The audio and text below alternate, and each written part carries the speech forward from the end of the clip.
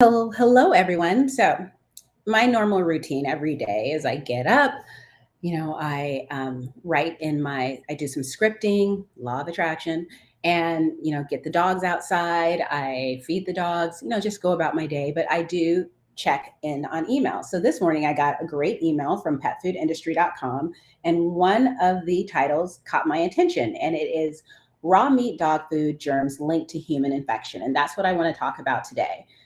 Too often people see titles coming through news feeds, and they just trust that this is the truth, that this is, oh my gosh, raw dog food is making humans sick. What they don't do is actually dive deep into the article. And I used to be one of those people too. I used to believe that, like back in the 70s, where reporters were so focused on telling the truth and getting the truth and protecting their sources. There have been movies about this. Today, not so much. Today, it's about clickbait, and it's about getting people to your site so you can get those advertising dollars. So getting people riled up is what makes money. Getting people to freak the hell out, to panic, that's what makes money. So I've learned to dig a little bit deeper. And because raw feeding is a favorite topic of mine, I dig deep a lot. So I had fun doing this. So I have this on my phone because the platform that I'm using does not allow me to do screen sharing or picture in picture. So I'm going to be using my phone to point out the problems with this article. And I will share a link to this article in the notes when I'm done. So if you guys want to check it out, you can do so. So if you are just joining, do me a favor and leave a comment. And the reason why is because some of these platforms, they block commenting. It's a little bug that happens and it's kind of annoying, but I want to be able to talk back and forth to you, bring your comments on so we can go a little deep. So I'm looking at the article right here, and if you guys can see it right there, and I'm going to go on ahead and go down. And so when I saw this, of course, I've been feeding raw for over 9 years. So this, I'm not going to look at this and be like, oh no, maybe I shouldn't feed raw anymore. No, when I saw this, my first thought was, who paid who to start promoting this type of information? I don't know if that's the case, but that's always my thought, is follow the money. So I read the article and I started clicking and going and finding different people, clicking the links and finding where everything came from. I reached out to a girlfriend of mine, and I'm going to go live with her husband, who really knows how to look at studies, and we're going to dive even deeper into this. It'll be fun in a couple of days. But for now, I thought it would be fun just to point out, and I mostly like to do this because there are people out there who want to feed raw but are afraid, and articles like this only solidify their fear. So the subtitle is Researchers Analyze the DNA from Bacteria Found in Hundreds of Dogs' Feces in the United Kingdom. The article goes on to say, thank you guys for leaving the comments. The article is from Petfood Industry, and it's called Raw Meat Dog Food Germs Linked to Human Infection. And I will put a link to that in the comments. I should have done that before I went live, but look at me.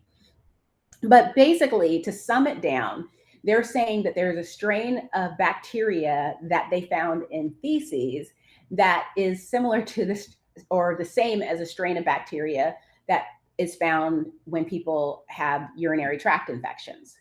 So I'm going to steal an analogy that my friend said to me this morning. And she was just like, if there was an article that said ice cream leads to more drownings, we would be like, what? And that's kind of like what they're doing here. They're taking two separate things and they're mushing them together and claiming causality. And it's just not there. Yes, in the summertime, we eat more ice cream. In the summertime, we go swimming a lot more, but one has nothing to do with the other. We can't sit there and say every single person that drowned over the summer also had ice cream that same day. That is not causality, but that's what they're doing. So when I was reading the article, I just want to point out a few things, and I wish I could show it to you, but technology. I want to point out a few things that just caught my eye. So I think this is the second paragraph of this article, it says, scientists at University of Bristol gathered survey data from dog owners in the UK. Their study included 223 16-week-old dogs, along with information about feeding. The dog's owners provided stool samples from their pets. Now, There is a link to another article on One Health where it tells you actually there were over 800 dogs in this study. In this article, they just focus on the puppies, the population that's going to have the highest risk of problems because their immune system isn't fully developed. So, they're tugging at your heartstring like, oh, the puppies got sick. So that's a problem. Why did they omit the other 600 dogs that were also in this study? It also says, along with information about feeding, they don't say that these are raw fed dogs. They just say these are dogs. So we don't know how many of dogs were fed kibble, were fed home cooked. We don't know what they were fed. They're just making this connection with raw feeding, but there's no evidence that these dogs were all raw fed dogs. We don't know what they were fed. And these are the type of things where you start reading this article and you're just going to fill in the blanks with what you think is happening based on that title. And it's the information isn't there. It goes on to talk about, the E. coli. If owners insist on feeding raw meat to their dogs, it is essential that they fully understand this practice puts their dog at risk of becoming colonized with bacteria resistant to critically important antibacterials. So yes, bacteria does become resistant to antibacterials. We all know that. But to sit there and say that, if you guys insist on feeding raw meat, as if humans haven't been eating meat for thousands of years. Like suddenly, because we choose to feed our animals a species appropriate diet, something that they were eating up until a couple hundred years ago, we are now putting ourselves and our dogs at risk. That makes no sense. And I think raw feeders will understand that, but people who are not raw feeders, they are going to be fooled by this. So whenever I see articles like this, I try to look into the people who are behind the articles. The author, Tim Wall, he is a journalist and blogger, and that has been his entire career. And I just got that off of LinkedIn. I couldn't really find much information about the two of the people who were in the study because, they just work at universities in the UK. I couldn't find like a connection to a kibble brand, but I also didn't do a lot of deep digging into it. So, and I think this was pretty much like a 6-month thing. But anyway, I go over to the One Health article. And one thing that got me was that there's a third person that was involved in this study that they failed to mention as well. And maybe I look at it as, is it because this person isn't feeding into the myth that raw feeding is dangerous? And I'm going to see if I can find, and now of course I can't find the quote, but I took a screenshot of it. So good thing I did that. And the screenshot, let me get that. So in the screenshot, I have the two studies recruited a total of 823 dogs and their owners. So there's that. And then the other one is, sorry about that. I edited the photo, so I cut out most of it. But if you go on Instagram, I have the actual full quote. In this guy, about this study. So the study is saying that raw feeding is dangerous, is risky, but then it goes on to say in a separate piece, this doesn't mean that the animal or the owner will become sick. So on one article, it says, well, if you're going to insist on feeding your dog a raw food diet, you need to understand that you're putting your dog at risk. But then in another article, this doesn't mean the animal or the owner will become sick. It also says that the bacteria that was found, and they don't really, like how many strains of the bacteria were found and how many of the dogs, they don't tell us that. They write the article to lead us to believe that all of these dogs are raw fed. We don't know that all of these dogs tested positive for this bacteria. We don't know that either. And what about the owners? They talk about were the owners all had urinary tract infections? I mean, how are they making these connections? But the other thing that they go on to say is that the bacteria that they're so upset about is something that's common, both in humans and in dogs. So it's already here. It's not like this is a new strain that's also getting sick.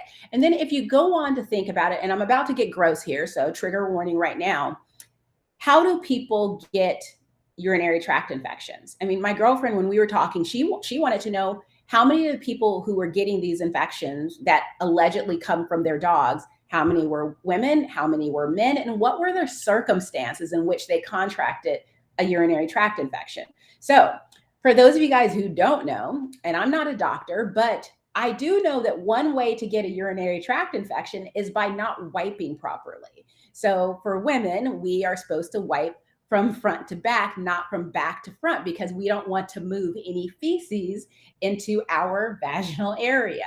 That is something that will create a urinary tract infection.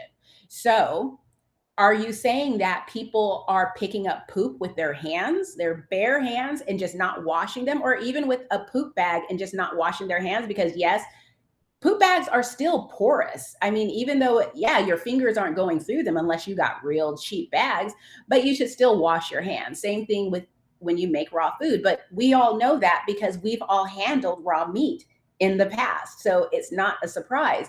But basically, what you're saying is that there's a large population in the UK of people who don't wash their hands, and then they're touching their privates with hands that have remnants of feces on them.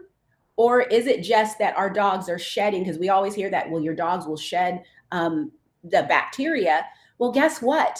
Look at the history of kibble brands and how many of them had recalls because of some type of bacteria.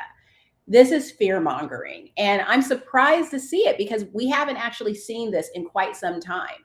But I find it interesting that someone basically took pieces of information and put together an article to make it seem as if raw feeding is dangerous. Now, I'm not going to say that raw feeding is a great fit for every dog or every household. If someone isn't a clean person, if someone has a compromised immune system that precludes them from handling raw meat, or their dog has a compromised immune system that precludes them from eating raw meat, yeah, there are all kinds of things out there. But to say that raw feeding leads to urinary tract infection, which is kind of what I'm getting from the article, that's kind of a leap. And it saddens me because we live in a time where we're so used to taking our phones and scrolling, and we have the attention span of a gnat. I mean, basically 15 seconds and we're done. People will look at that article and basically take what the person wanted them to take, that raw feeding is dangerous and leads to infections in humans, where there is no evidence of this. I don't see it. And it's really disappointing. And I just wanted to come on here and do a quick live just to say, don't allow this to get into your head. And if you have friends that share this, kind of go with them and point out like the areas where they say it may do this. They don't say definitively because, they don't want to be called out, but they start making these leaps. And when you start looking at the language in the article, you realize you guys don't really know what you're talking about, do you? You're basically saying that if you eat ice cream, you will drown. That is all this article is doing. And it's a disappointment. And I'm kind of embarrassed for petfoodindustry.com because this is an organization. I mean, yes, it advocates for pet food brands, but I think indirectly it should be advocating for our pets and pet parents as well. But instead, it's misleading us. And we all know why. I mean, unfortunately, someone somewhere has the money, and that's basically what it comes down to. Follow the money, and it's sad. So Destiny's like, how many of the kibble feeders are washing their hands after feeding their dogs? I know most do not. Exactly. I mean, it's just, yeah, more baseless BS. And you are so right. So I just wanted to come on just really quickly. I'm going to let you guys get back to your day because I have to get back to mine. But I just wanted to come on and just say, this is just sad bunk. But I hope to be able to schedule another live with someone who is actually a scientist to go over all of this. And because he's already torn it apart by looking at it just briefly. He's pointed out all kinds of flaws and everything that's in that article. He's going to sit down and read the study that the article is referencing. And it's all just kind of shady. Just saying.